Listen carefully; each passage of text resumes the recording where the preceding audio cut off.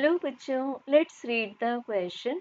The central fringe of interference pattern produced by light of wavelength 600 nanometer is shifted to a position of the fifth bright fringe by introducing a thin glass plate of refraction index 1.5. Find the thickness of the plate.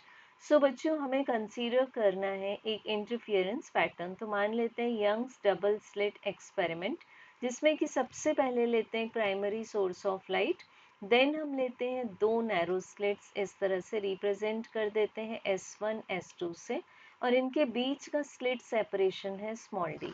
अब बच्चों plane of slit से capital D distance पर हम place कर देते हैं एक screen, जिस पर हम ऑब्टेन करेंगे इंटरफियरेंस पैटर्न। अब सपोज यहाँ पर हम लोग सोर्स को ज्वाइन कर देते हैं mid point of the screen से, और इसको मान लेते हैं पॉइंट O। अब यहाँ लाइट वेवलेंथ की यूज़ की गई है 600 नैनोमीटर, जो कि मोनोक्रोमेटिक लाइट है। अब बच्चों यहाँ पर जब हम एक थिन ग्लास प्लेट इंट्रोड्यूस कर देते हैं, सपोज इस तरह से हमारे पास में एक रैंडम पॉइंट P पर light sources from S1 and S2 पहुँच रही है स्लिट से। एक जो लाइट वेव है उसके पाथ में हमने इंट्रोड्यूस कर दी एक थिन ग्लास प्लेट जिसका रिफ्रैक्टिव इंडेक्स है 1.5।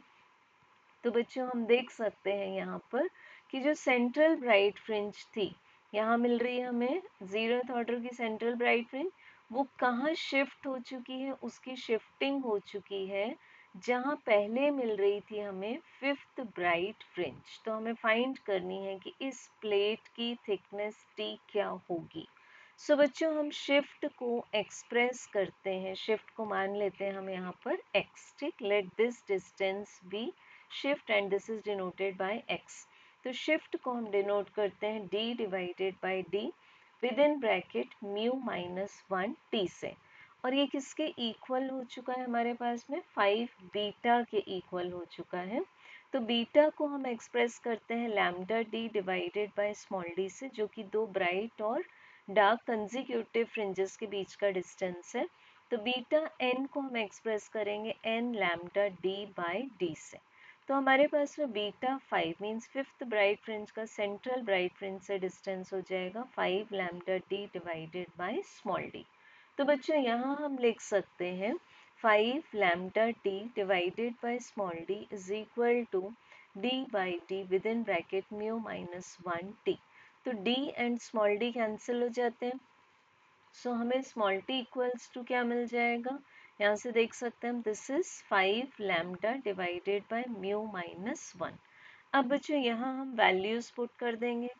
तो लैम्डा की वैल्यू गिवन है हमें 600 नैनोमीटर, को हम लिख सकते हैं 10 to the power minus 9 metre, and 1.5 minus 1 हो जाएगा 0.5। ये कैंसिल हो जाएगा इससे 10 टाइम्स। तो हमें थिकनेस ऑफ ग्लास प्लेट क्या मिल जाएगा, दैट विल बी, हम जीरोस को चेक कर सकते हैं। This is 6 multiplied 10 to the power, देख सकते हैं -6 मीटर आ जाएगा। तो -6 मीटर लिख देंगे। अब 1 मीटर को पुट कर देंगे हम as 1 metre is equal to 100 centimetre.